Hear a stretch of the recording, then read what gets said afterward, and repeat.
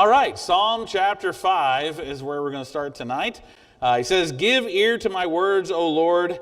Consider my meditation. Hearken unto the voice of my cry, my King and my God, for unto thee will I pray. My voice shalt thou hear in the morning, O Lord. In the morning will I direct my prayer unto thee, and will look up. For thou art not a God that hath pleasure in wickedness, neither shall evil dwell with thee. The foolish shall not stand in thy sight. Thou hatest all workers of iniquity. Thou shalt destroy them that speak leasing. The Lord will abhor the bloody and deceitful man. But as for me, I will come into his house in the multitude of thy mercy, and in thy fear will I worship toward the holy temple. Lead me, O Lord, in thy righteousness because of mine enemies. Make thy way straight before my face. For there is no faithfulness in their mouth. Their inward part is wickedness. Their throat is an open sepulchre. They flatter with their tongue. Destroy thou them, O God. Let them fall by their own counsels. Cast them out in the multitude of their transgressions, for they have rebelled against thee.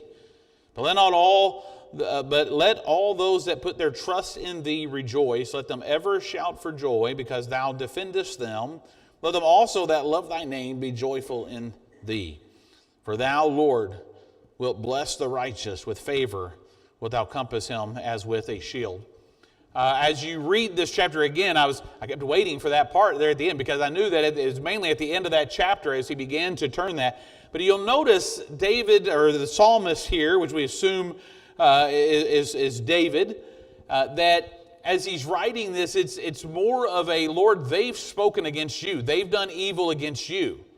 This is not David saying, look, these people made me mad. Just wipe them out, Lord. There's a righteous indignation involved here. That's not every time the Imprecatory Psalms are there. But as we look at these challenging and often misunderstood Psalms, they contain prayers for judgment and curses on our enemies. Not exactly, again, what we see many times for us in the New Testament when we're taught to love our enemies and pray for those who persecute and despitefully use us. So how should we then, as Christians, approach these imprecatory prayers found in the Psalms? There's several different examples. I'm going to have Caleb put a couple of these up on the wall. Psalm 55:15 says, "Let death seize upon them. Let them go down quick into hell, for wickedness is in their dwellings and among them." And then over in chapter 69, he says, "Let their eyes be darkened, let they see not. Make their loins continually to shake. Pour out thine indignation upon them, and let thy wrathful anger take hold of them." In Psalm 109, verse 8 and 9, it says here, "Let his days be few." And I may have messed that up, Caleb. It's supposed to be verse 8 and 9. That's okay. Verse 8 said, "Let his days be few, and let another take his office." Verse 9 said, "Let his children be fatherless, and his wife a widow."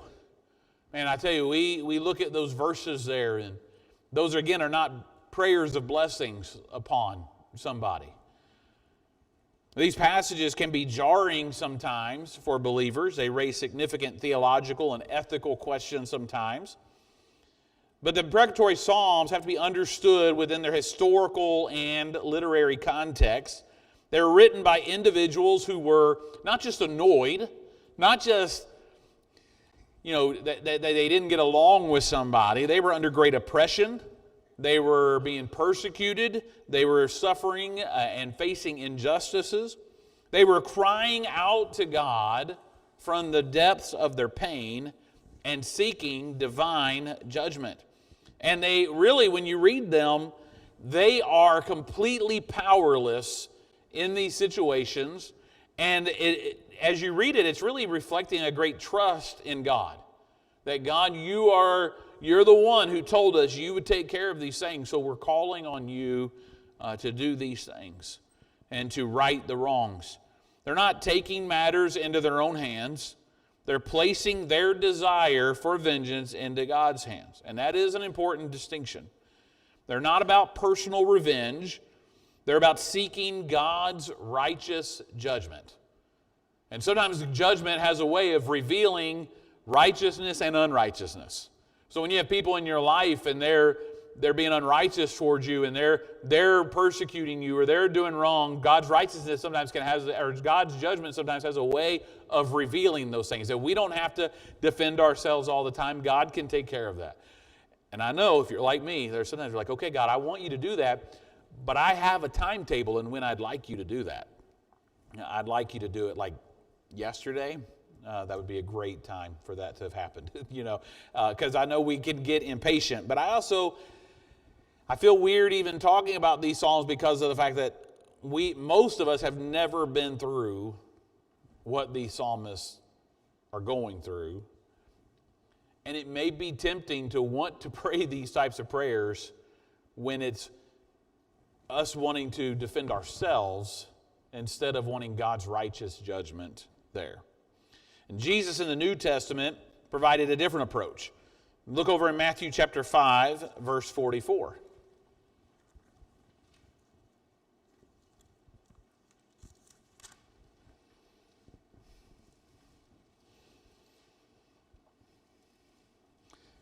Jesus said in verse 44, "But I say unto you, love your enemies, bless them that curse you, do good to them that hate you, pray for them which despitefully use you and persecute you."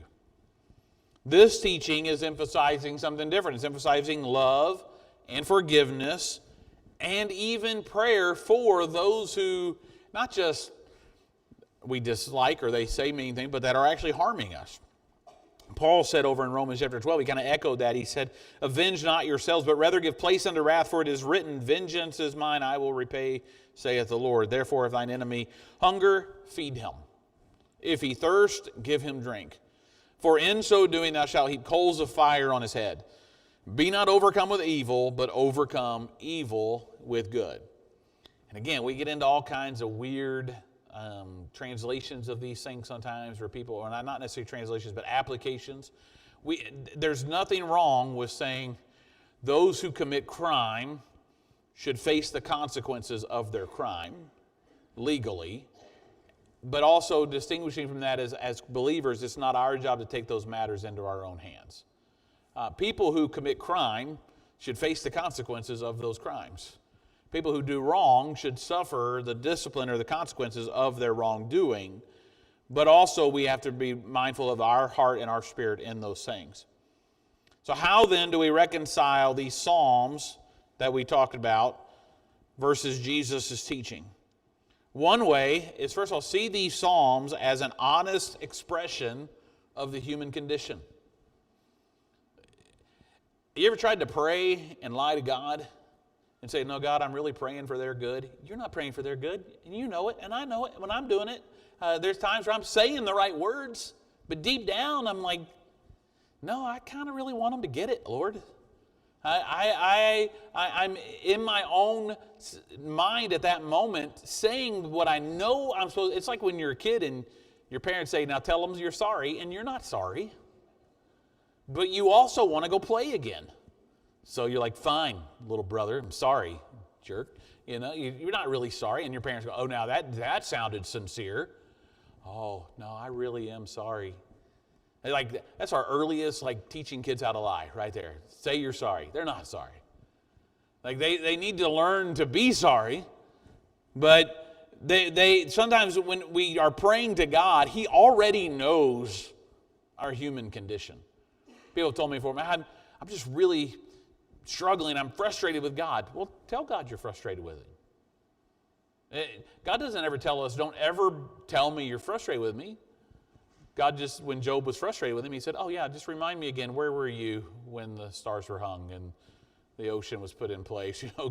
God replied to him and reminded him who God is versus who Job is.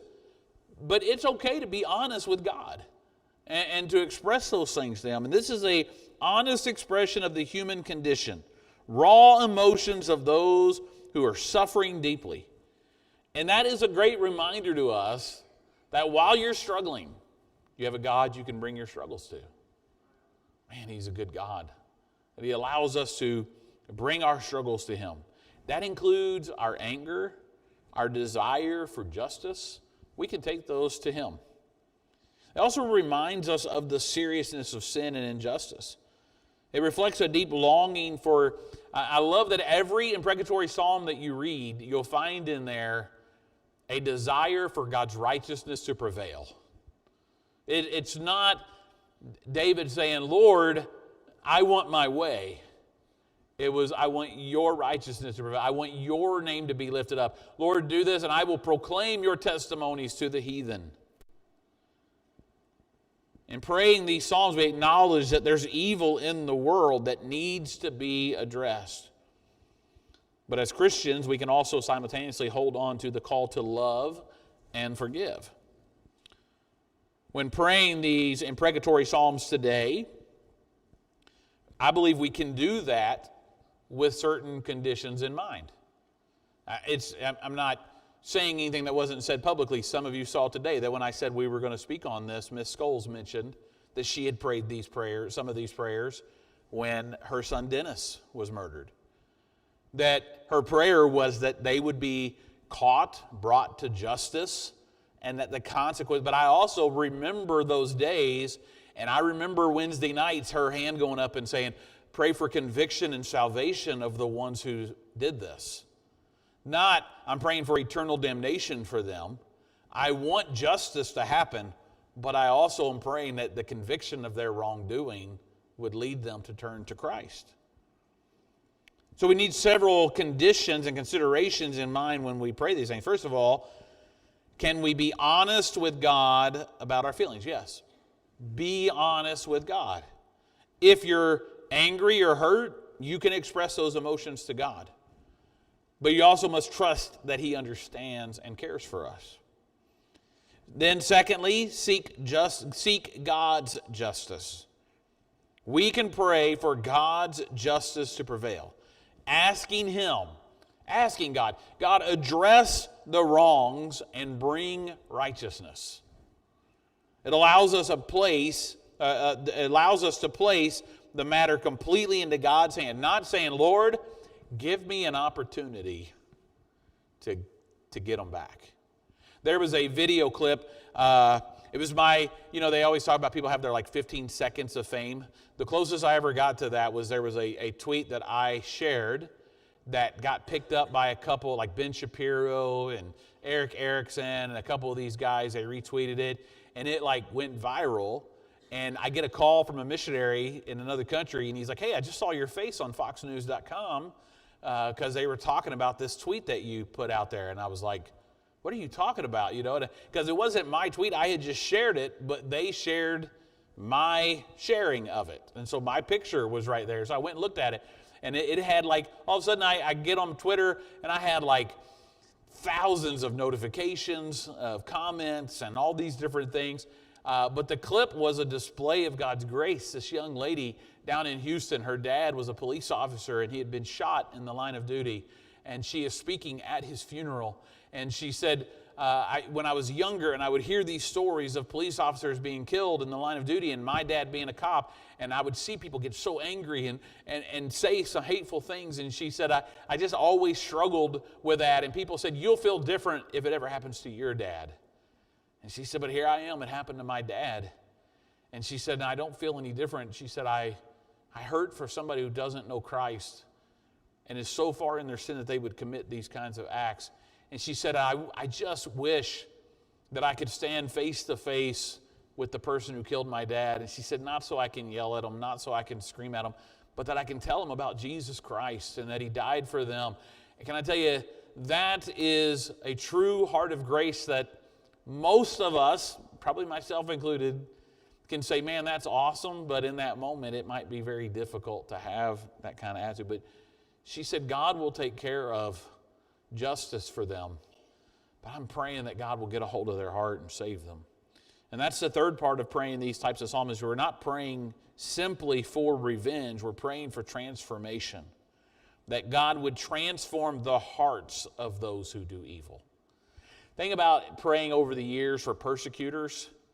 If you pray for God to wipe out that persecutor, there's always another one right behind them.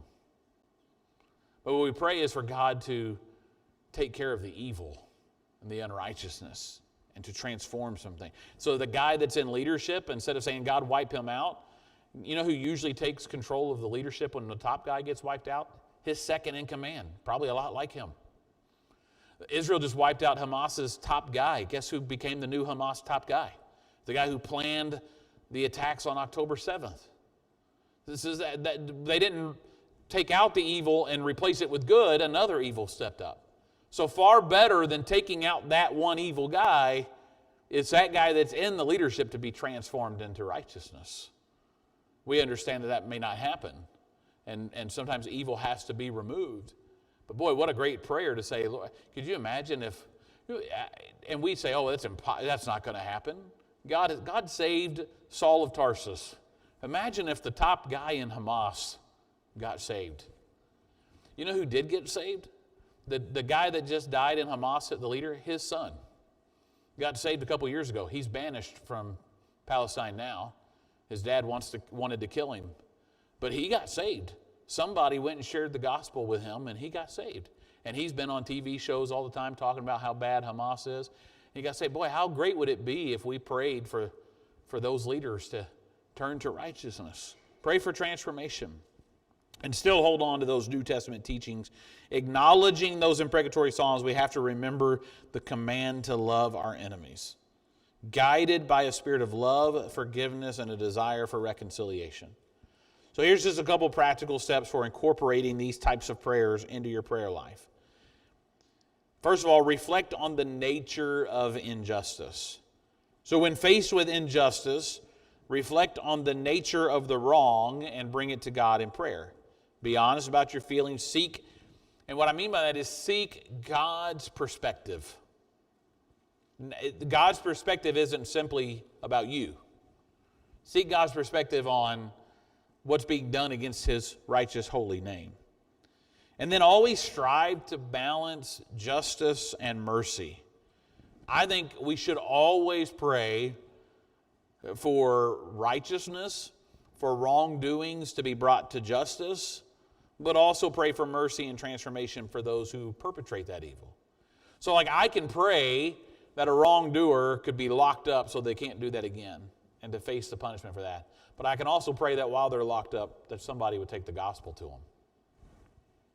And that their transformation could happen in their life.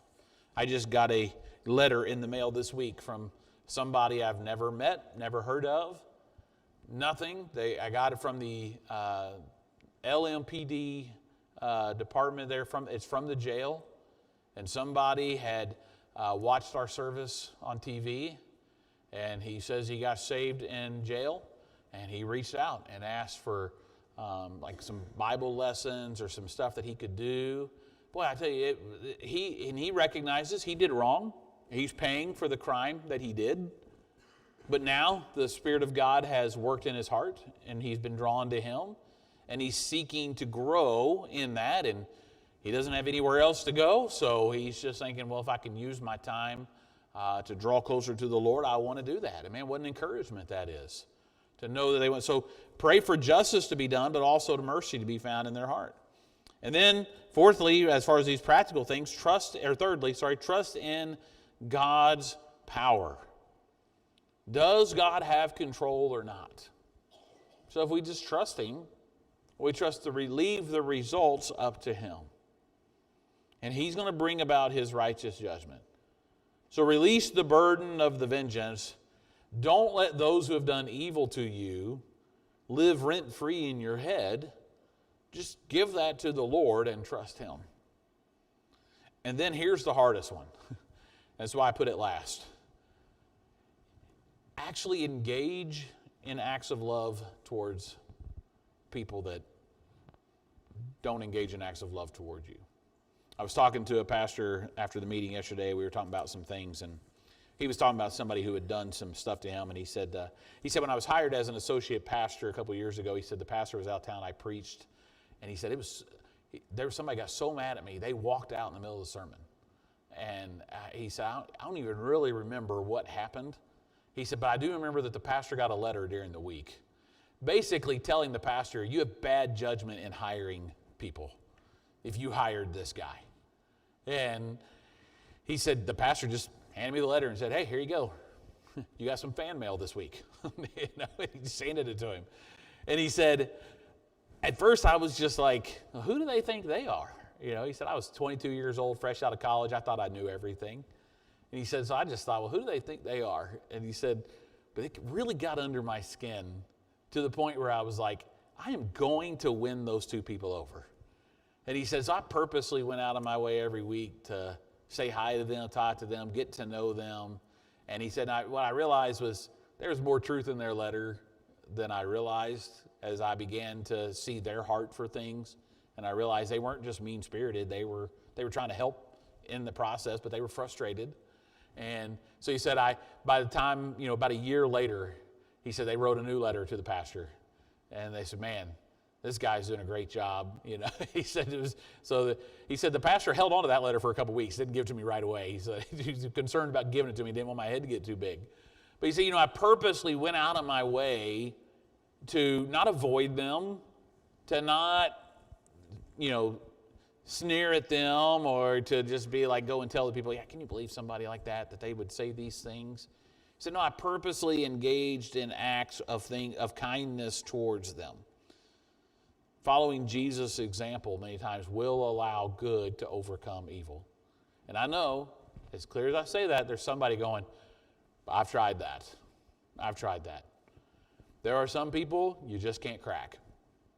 There are some people that are just so bent on doing evil, and and there's no better way to say it. There are some people that just hate the Lord, and they hate anything with righteousness at all. And you're not, you can be as kind as you want to them, and you're not going to crack that. But you just have to leave it in God's hand. And say, but I can know that when I stand before Him, I can know I did what I was supposed to do. These Psalms, they're a challenging aspect of biblical prayer for me.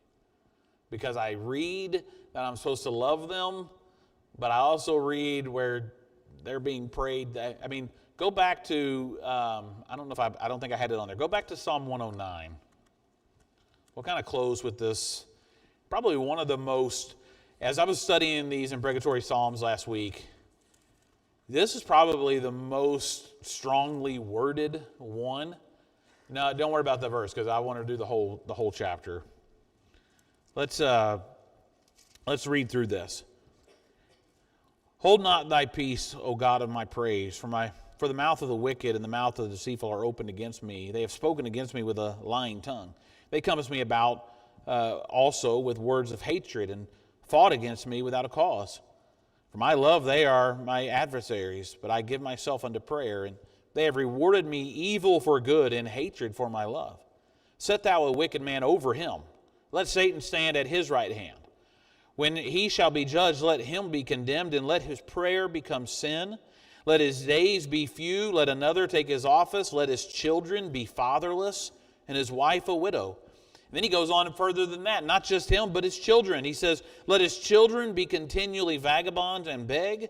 Let them seek their bread also out of their desolate places.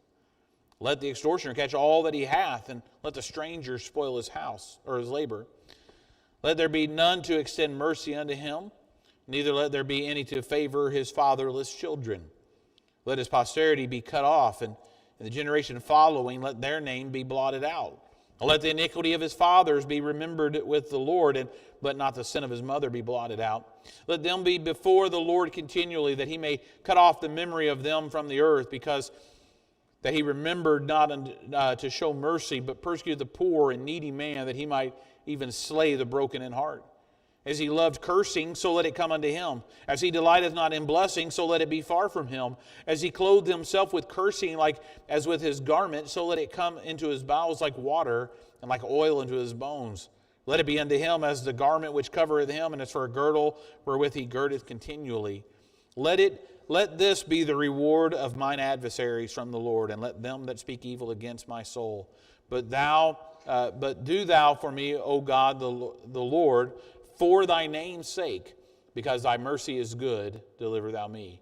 For I'm poor and needy, and my heart is wounded within me. I am gone like the shadow when it declineth.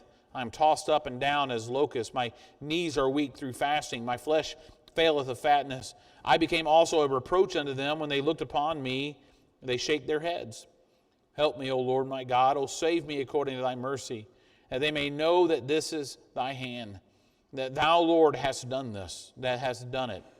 Let them curse, but bless thou. When they arise, let them be ashamed, but let thy servant rejoice. Let mine adversaries be clothed with shame. Let them cover themselves with their own confusion as with a mantle. I will greatly praise the Lord with my mouth. Yea, I will praise him among the multitude, for he shall stand at the right hand of the poor to save him from those that condemn his soul. Man, David wasn't holding anything back here. David's not only praying for his days to be few and to another person to take his office, he's saying, Lord, take it out on his children. Let them be vagabonds begging. Let everything they have be taken. These are, again, we might read that and we're like, yeah, I know exactly where you're at, David. I want to pray that too. Like I said, compare where we're at versus where David was at that time. But David is understanding that God had appointed him to be king. And he's facing all this persecution. He said, Lord, when I get in that office, I want them to say, God has done this. God said he was going to be the king. God appointed him. God was in charge of his throne. And he wanted God to be magnified. So as you pray, and you're praying psalms or prayers that might be considered imprecatory prayers, ask, are you asking for God to be magnified or for you to be magnified? Are you asking for his name to be lifted up or for yours? Well, now they'll know not to mess with me. Check our motives on these things. They remind us of the reality of evil and the need for God's justice. And as Christians, we can pray these psalms with honesty, seeking God's intervention while also holding on to the call for love and forgiveness of our enemies. By balancing the themes of justice and mercy, it is possible to navigate the complexities of these prayers while also growing in our relationship with the Lord. But here's how we have to do it. We have to bring our thoughts and emotions into captivity for Christ. We have to do that by making sure that we're staying in his word and staying close to him. When Paul was going through things, he'd say, I count it all joy that I go through these things for the furtherance of the gospel. Again, it was, I want God's will to be done, not mine. And those prayers, like I said, can be confusing as we read them, but also can be a help to us in understanding that God is in control. And as we give those things to him, we can watch him move. All right, let's go ahead and stop there, and we will take some prayer requests. I see we do have, I know we didn't pass the plate, we have a couple up here. Brother Troy has some. Caleb, can you grab those? And then also on that back list, grab me one of the prayer lists, because I forgot to bring my iPad up here, which has